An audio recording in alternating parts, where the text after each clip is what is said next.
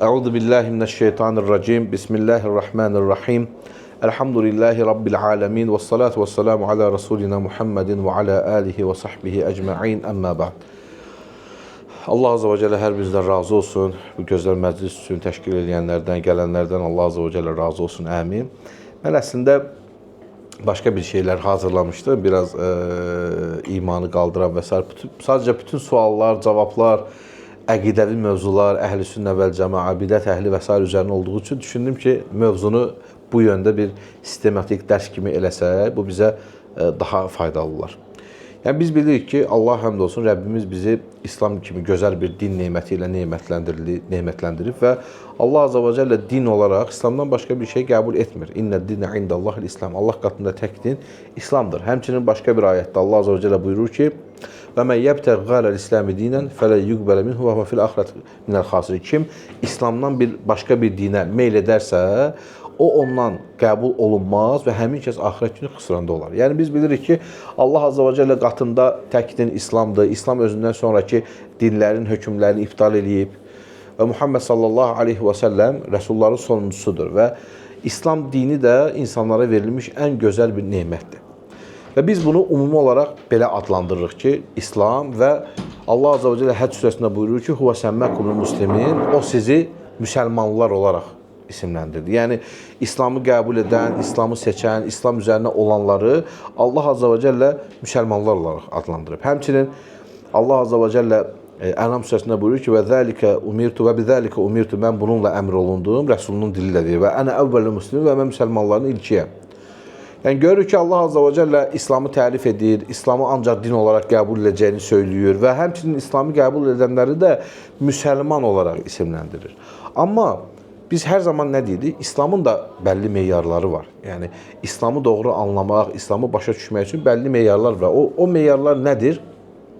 Quran və sünnə. Yəni ki, İslam öz başlığına kəlmə olaraq dəyərləndirilmir. Yəni İslam'a gəldin, bəli necə gəldin, İslamı necə başa düşdün, İslam'a necə əməl etdin, hansı yol üzərində? Çünki bütün bugün bidət firqələr, bütün batil firqələr hamısı nə üzərində durub? İslam üzərində durub. Düzdür qardaşım?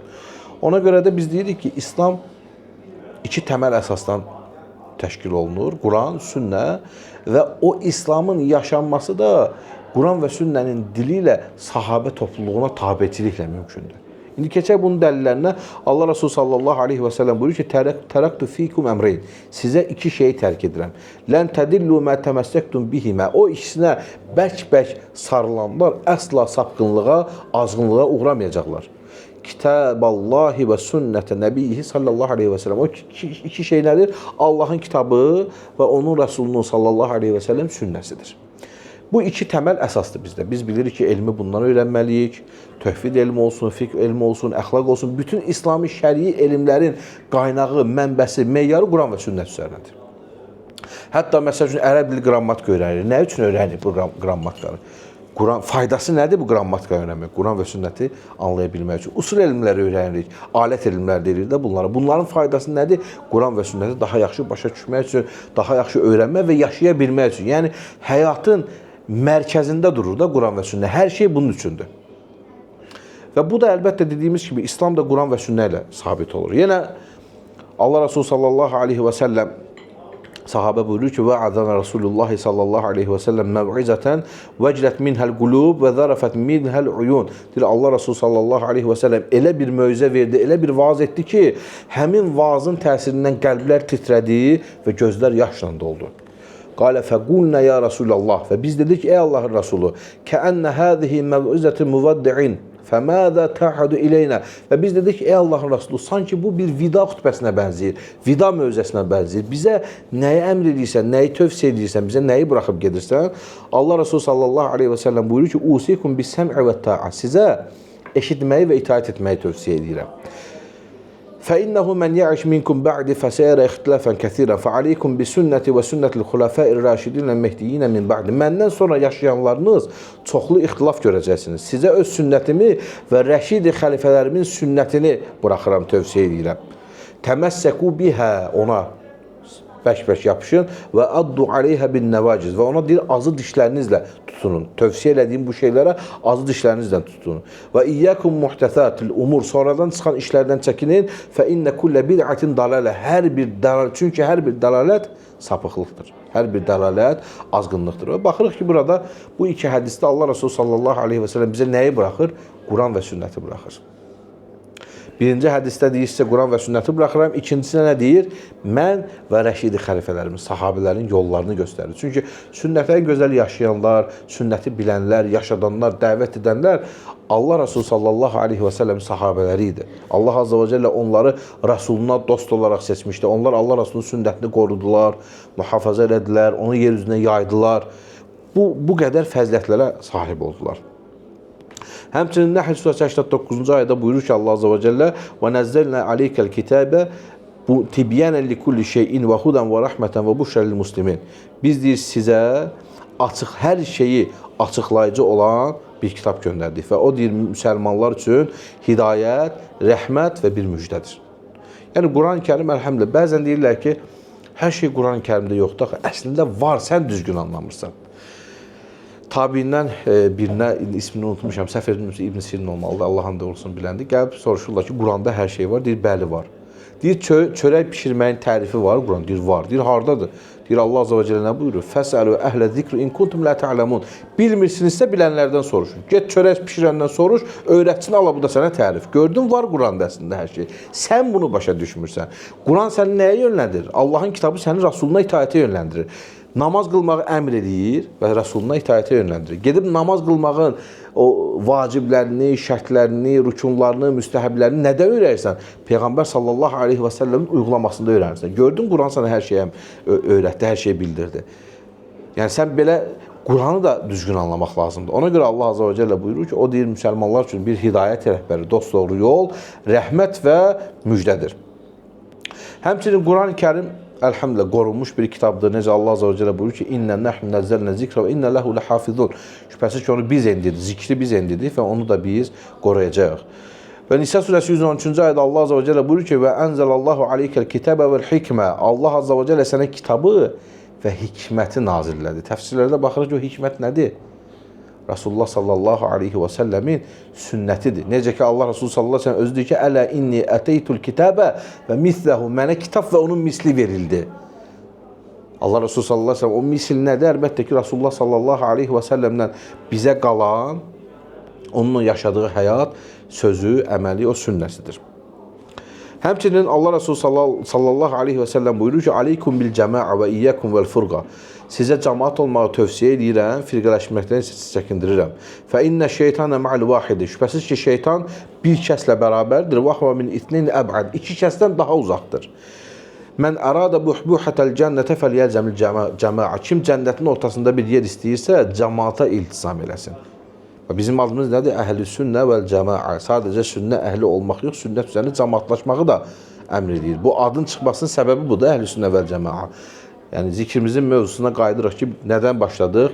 İslam, sonra gəldik İslamı anlamağın yolu mənbəsi Quran, sünnə və sonra baxdıq Allah Resulü sallallahu aleyhi və səlləm bizi yönləndirir sahabələrinə, rəşidi xəlifələrinə və həmçinin Allah Resulü sallallahu aleyhi və səlləm bizi yönləndirir cəmaat olmağa. Başqa bir hədisdə Allah Resulü sallallahu aleyhi və səlləm buyurur ki, İnnəllaha la yəcmə'u ümməti alə dalalə. Şübhəsiz ki, mənim ümmətim zəlalət üzərinə birləşməz. Bu, bir sual-cavabda dediyə icma şəri bir dəlildir. Bu, onun dəlillərindən biridir. Allah Resulü sallallahu aleyhi ve sellem deyir ki, mənim ümmətim zəlalət üzərinə birləşməz. Belə bir şeyin mümkün deyil, belə bir şeyin varlığı ki, bir dövrdə hamı eyni xətanı eləsin. Ona görə deyir ki, tədrici elm olmalıdır.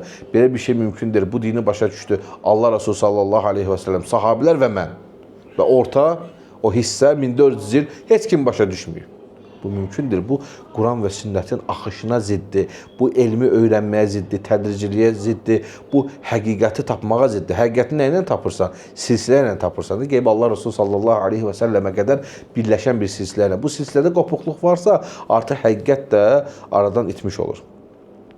Və sünnət isə, alimlər sünnətə belə tərif veriblər ki, Mə uthirə anin nəbi sallallahu aleyhi və səlləm min qavlin, əv fi'lin, əv təqridin, əv sifətin xalqiyyetin əv sirətin səvaun kənə qabləl ba'thəti əv ba'dəhə. Bu bir təriflərdən birisidir. Bu barədə təriflər çoxdur. Sünnət budur ki, Allah Resulü sallallahu aleyhi və səlləmdən çıxan, gələn söz, feil, təqrir. Təqrir nədir? Başqaları eləyiblər, sahabilər bunu eləyiblər. Allah Resulü sallallahu aleyhi və səlləm susmaqla bunu təsdiqləyib. Özü deməyib, amma susub. Təqriri, onun sifətləri, hansı ki, əxlaqi sifətləri, yaşayışı, istər ona peyğəmbərlik verildikdən öncə, istər sonra hər biri sünnətə daxildir, sünnətə girir. Və bu, əlhamdülillah, Rasulullah sallallahu aleyhi və səlləmin sünnətidir. Və həmçinin İbn Məsud radiyallahu anhu buyurur ki, cəmaat nədir? Əl-cəmaətü mə vəfəqəl haqqa və in kuntən vəhdək. Cəmaatın lüğəvi mənası bir məqsəd üçün bir araya toplaşan insanlar topluluğu deməkdir. Amma şəriətdə isə haqq bir məqsəd üçün, əhl-i sünnənin yolu üçün bir araya toplaşanlardır. Və İbn Məsud deyir ki, tək də olsan haqqa tabi olmaq cəmaatdır. Yəni, ola bilsin sən təksən, amma bir cəmaat olaraq adlanırsan. Bunda dəlini nədən götürür? İbrahim aleyhissalamla bağlı Allah azə və cəllə nə buyurur? İnnə İbrahimə kənə ümmətən qanitən lillahi hanifən və ləm yəku minəl müşrikin. Nəhl surəsi 120-ci ayədə Allah azə və cəllə buyurur ki, şübhəsiz ki, İbrahim hənif olan, Allaha boyun əyən tək bir ümmət idi. Və ləm yəku minəl müşrikin və əsla müşriklərdən olmadı. Görsən, tək olduğu halda İbrahim aleyhissalamı Allah azə və cəllə ümmət olaraq adlandırır. Niyə? Çünki o, haqqa tabi olan birisidir. Və ola bilər, insan haqqa tabidirsə, tək olsa belə, Allah Resulü sallallahu aleyhi və səlləm tək iddən birinci dəvətə başlayır. Haqqa tabi idi, bir ümmət idi və Allah ona o ümməti nəsib elədi. Həmçinin Allah Resulü sallallahu aleyhi və səlləm nə buyurur? Mən deyir, İsra Mirac hadisələrində mənə ümmətlər göstərildi. Mən elə peyğəmbərlər gördüm ki, onların yanında bir neçə adam, eləsi də var ki, tək idi. Yəni, dəvətləri əsnasında onlara tabi olan heç kəs olmuyor. Amma onlar da bir ümmət, bir cəmaat olaraq tanınırdılar. Və Rasulullah sallallahu aleyhi və səlləmin itaətin tərifinə gələndə alimlər belə bir tərif qoyublar ki, ta'atuhu fīmə əmərə və tasdiquhu fīmə əxbərə və ictinab mə nəhə anhu və zəcrə və əllə yu'bədəllahu illə bimə şərəə. Bu, Rasulullah sallallahu aleyhi və səlləmə imandır ki, onun əmirlərinə itaət eləmək, xəbərlərini təsdiq etmək, qadağanlarından çəkinmək və ibadəti də sadəcə və sadəcə Rasulullah sallallahu aleyhi və səlləmin şəriəti üzərinə eləmək. Ola bilər, insan ixlaslıdır. Ola bilər, insan ibadətlərini Rəbbi üçün edir. Amma Rasulullah sallallahu aleyhi və səlləmin göstərdiyi kimi etmirsə, artıq bu ondan qəbul olunmur, mərdud olan bir şeydir. Çünki Allah azə və cəllə buyurur ki, və mən yuti'ir rasulə fəqəd ətə Allah. Kim Rasula itaət edərsə, Allaha itaət etmiş olar. Və mən təməllə fəmə ərsəlnəkə aleyhim hafizə. Əgər üz döndərsilər, səni onların başına qoruyucu olaraq və himayədar olaraq göndərmədik. Baxın, bu ayətdə diqqət edin, Allah azə və cəllə nədən danışır? Kim Rasuluna itaət edərsə, Allaha itaət etmiş olar. Yəni, Rasula itaət buna görə bu qədər önəmlidir. Həmçinin Nisa surəsi 59-cu ayədə Allah azə və cəllə buyurur ki, Yə əyyuhəl-ləzīnə əmənu, əti'ullaha və əti'ur rasulə və ulil əmri minkum. Ey iman gətirənlər, Allaha itaət edin, Rasuluna itaət edin və sizdən olan əmr sahiblərinə. Diqqət edin, Allah və Rasulunun önündə itaət kəlməsi var. Amma əmirlərin qabağında itaət kəlməsi yoxdur. Niyə görə? Çünki Allaha və Rasuluna itaət mütləqdir. Orada bir araşdırma yoxdur. Düz deyil, səhv deyil. Çünki o bir meyyardır da, o meyyar axtarılmır. Yəni, ayəti oxuyanda nəyəsə istinadını axtarmırsan ki, onunla əməl edirsən. Hədisi oxuyanda və Allah və Rasulundan bir əmr, qadağa gələndə ona itaət mütləqdir. Amma mən sizə desəm ki, indi filan şey belirliyim, bunun meyyarı olmalıdır. Mən istinad eləməliyəm Quran və sünnəyə. Ona görə orada əmirlər kəlməsinin önündə şey yoxdur. Əti' kəlməsi yoxdur, əti' deyilmir. Nəyə görə? Çünki orada yenə qayıdır məsələ Allah və Rasuluna itaəti əmr etməsinə. Orada ulul əmrdə hakimlər də qəsd olunur, bəzi təfsirlərə görə, bəzi təfsirlərə görə alimlər də həmçinin qəsd olunur. Və davamında Allah azə və cəllə buyurur ki, فَإِنْ تَنَازَعْتُمْ فِي شَيْءٍ فَرُدُّهُ إِلَى اللَّهِ وَالرَّسُولِ إِنْ كُنْتُمْ تُؤْمِنُونَ بِاللَّهِ وَالْيَوْمِ الْآخِرِ. Əgər Allaha və Rasuluna, Allaha və axirət gününə iman gətirmişsinizsə, aranızda bir ixtilaf çıxdığı zaman onu Allaha və Rasuluna qaytarın. Zəlikə xayrun və əhsən təhvilə. Bu, həm daha xeyirli və sonluq olaraq da daha gözəldir. Bu ayətlərin, gözəl qardaşlarım, hər biri, bu dəlillərin, istinadların hər biri bizə nəyi öyrədir? Bizə Quran və sünnət üzərində olmağı öyrədir. İndi isə biraz Allah azə və cəllənin izni ilə Quran və sünnəti sahabənin fəhmi üzərinə anlamağa və sələfin fəhmi üzərinə anlamağa döndərmək istəyirəm məsələn. Normalda sələf deyəndə İslam alimlərinin qəsd etdiyi nədir?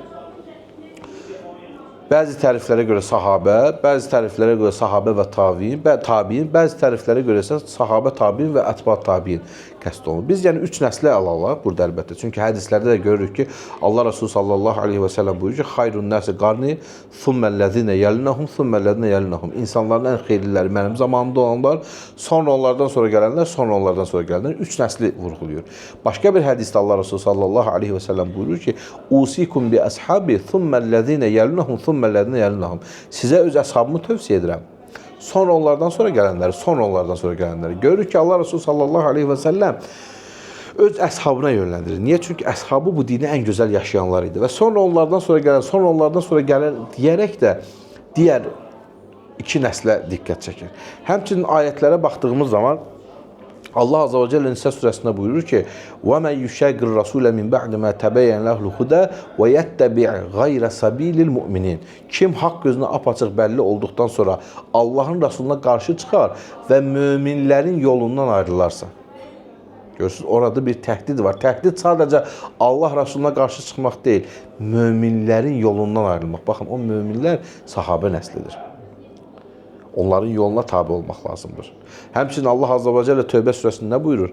وَالسَّابِقُونَ الْأَوَّلُونَ مِنَ الْمُهَاجِرِينَ وَالْأَنْصَارِ وَالَّذِينَ اتَّبَعُوهُمْ بِإِحْسَانٍ رَضِيَ اللّٰهُ عَنْهُمْ وَرَضُوا عَنْهُ. Muhacir və ənsardan öndə olanlar və onlara ən gözəl şəkildə tabi olanlar.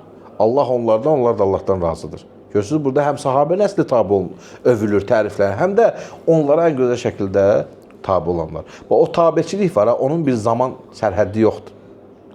Bunu Şeyx Albani çox gözəl izah edir ki, burada sələfiliyin zaman, məkan həddi yoxdur. Ola bilər bir kəs Allah Resulü sallallahu aleyhi ve sellemin sahabənin zamanında yaşayır, amma tabi olmadıqca ona sələf deyilmir. Ola bilər bir kəs uzaq yaşayır, zamanlar bu zamanda yaşayır, amma Allah Resuluna sahabənin fəhmi üzərinə tabi olursa, bax ona sələf deyilir. Burada zaman və məkan şərtiyyəti yoxdur. Uzaq da olsa, əlhamdülillah. Çünki ayətlərdə o gələn tabi olma var. Ha. O, əlhamdülillah, gözəl bir yol açır, gözəl bir nəticə açır buna da dair. Ona görə sələf fəhmi çox önəmlidir. Kim, baxın, məsəl üçün, bidət firqələrdən danışdıq biraz öncə. Həmin o bidət firqələrə diqqət eləsək, onlar hamısı sahabənin fəhmindən çıxdılar. Mötəzilədən danışdıq biraz öncə. Onlar hamısı nə idi? Sahabənin və ya tabiinin dönəmində oradan çıxanlar idi. Xavariclərdən məsəl üçün danışdıq. Onlar hamısı icra əhlindən danışdıq. Bunlar hamısı sələfin fəhmindən çıxdılar. Ona görə baxın, onların etiqadlarında qopuqluq var, gəlib sahabəyə doğru dayandıra bilmirlər. Çünki orada yoxdular da, artıq o şeyin içərisində, o mənhəcin içərisində, o üsulun içərisində yoxdular. Amma normalda elm tədrici olaraq oraya doğru getməlidir və orada belə deyimdə birləşməlidir ki, bu tədrici olaraq elm sayılsın. Vəlhasıl kəlam, gözəl qardaşlar, nəticə olaraq bugün danışdığımız bu indicikdə qədər sual-cavabı istədim ki, bir dənə mövzuda birləşdirim ki, bizim əlhamdülillah Əhl-i-Sünnə vəl-Cəmaə deyəndə, Sələf-i Salihin deyəndə qəsd elədiyimiz şey nədir? Sahabənin yoluna tabi olmaq, tabiinin yoluna tabi olmaq, bu kimi şeylərdir. Yəni, Quran və sünnəti tək oxudum, anladım, bu bir çarə deyil. Sən səhv anlaya bilərsən. Sən anlayışının meyyarını təyin eləməlisən sahabə ilə. Anlayışının meyyarını tabi tutmalısan və aydınlaşdırmalısan, müəyyən etməlisən tabiin nəslindən, ətba tabiin nəslindən. O zaman deyə bilərsən ki, mən haqq yolundayım və Quran və sünnəti doğru anlamışam. Yoxsa zahirindən olduğu kimi anlamaqda bir fayda yoxdur. Necə ki, o ayə var idi Ənəm surəsində. O kəslər ki, iman gətirdilər və imanlarına heç bir zülüm qarışdırmadılar. Onlar əmin-amanlıq içərisindədirlər. وَالَّذِينَ آمَنُوا وَلَمْ يَلْبِسُوا إِيمَانَهُم بِظُلْمٍ أُولَٰئِكَ لَهُمُ الْأَمْنُ وَهُمْ مُهْتَدُونَ. Onlar əmin-amanlıq içərisindədirlər və hidayətdədirlər. Sahabilər bu ayəti eşidəndə təəccübləndilər ki, hansımız zülm eləmir ki? Zülmü günah kimi anladılar ki, yəni necə ola bilər? İman gətir, günah eləmə. Hansımız günah eləmirik ki? Və dərhal Peyğəmbər sallallahu əleyhi və səlləm yanına getdilər və dedilər: "Ey Allahın Rəsulu, bu ayəti necə anlayaq?" Və Allah Rəsulu sallallahu əleyhi və səlləm dedi ki, salih kişinin övladına loğmanı qəsd eləyir, elədiyi nəsihəti eşitmədinizmi? Ey oğlum, Əsla Allaha şirk qoşma. İnnə şirkə lə zulmun azim. Şübhəsiz ki, şirk böyük bir zülmdür. Gördün? Şirkdir. Sahabə ona görə önəmlidir. İndi bizdən birisi oturdu bu ayəti oxudu və dedi ki, əfsö.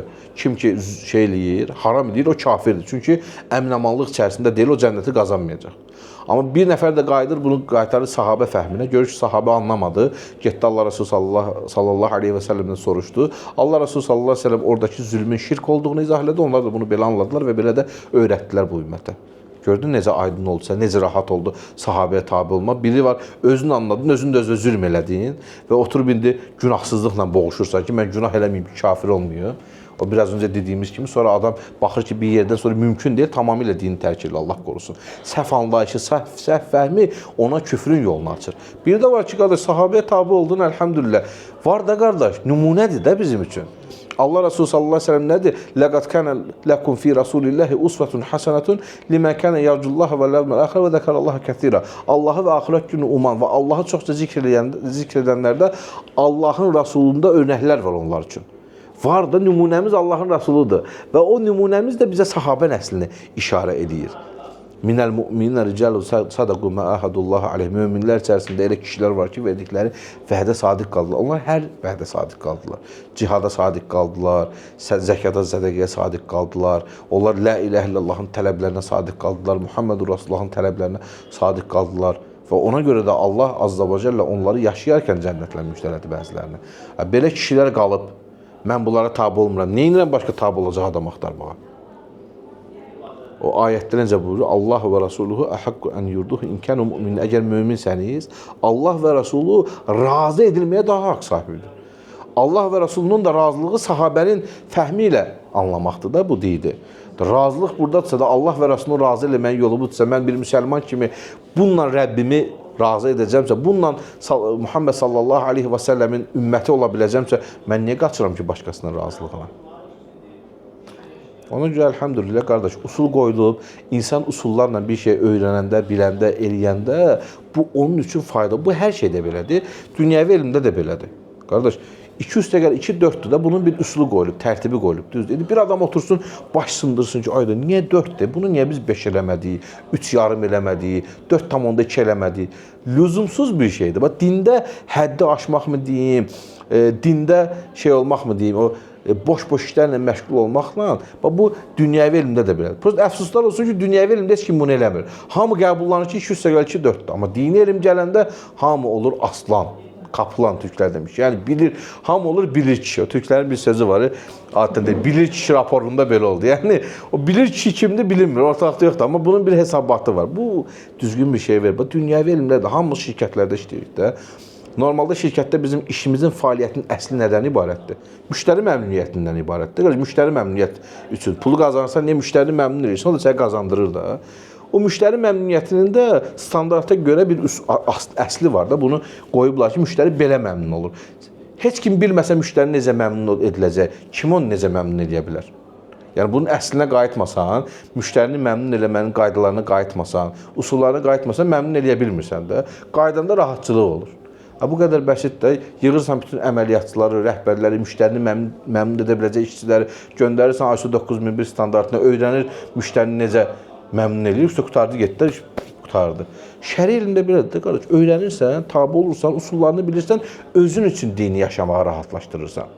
Həmçinin dini də insanlara belə öyrədəndə rahatlaşırsan. Bu adamlar ki, var ya, tez-tez dini fikrimi deyim, dəyişir, dinmi də. Onların sən niyə heç harda rahatlıq tapa bilmir. Keçir bu üsula, burada bir rahatlıq tapa bilmir. Görür ki, bu üsulla bu İslamı yaşaya bilmir. Keçir bura, görür yaşaya bilmir. Keçir oraya, görür yaşaya bilmir. Tuta bilmir. Hələ tam qane ola bilmir ki, harda rahatdır da onun üçün. Ona görə də, yəni belə deyim də, bir fayda mı deyim, hasıl olmur, nəticə əldə olunmur. Və sonra Allah qorusun dindən soymaya qədər, dindən uzaqlaşmaya qədər gedir bu şey. Vəlhasıl kəlam gözəl qardaşlarım, bugünkü dərsimizin mövzusu, mövzəmizin mövzusu Quran və sünnətə, İslamı, əlhəmdülillah, İslamla nemətlənmişik. Amma İslamın dedik ki, mənbəsi Quran və sünnədir. Quran və sünnəni də yaşamaq istəyirsənsə, sahabə nəslinə tabi olmalısan. O qızıl nəsli üzərində olmalısan. Allah Azza və Cəllə bizi eşitli faydalanlardan etsin, əmin. Allah Azza və Cəllə bizi elm öyrənən, onunla əməl edən, salih əməllərdə yarışan qullarından etsin, əmin. Vəlhamdülillahi Rabbil aləmin.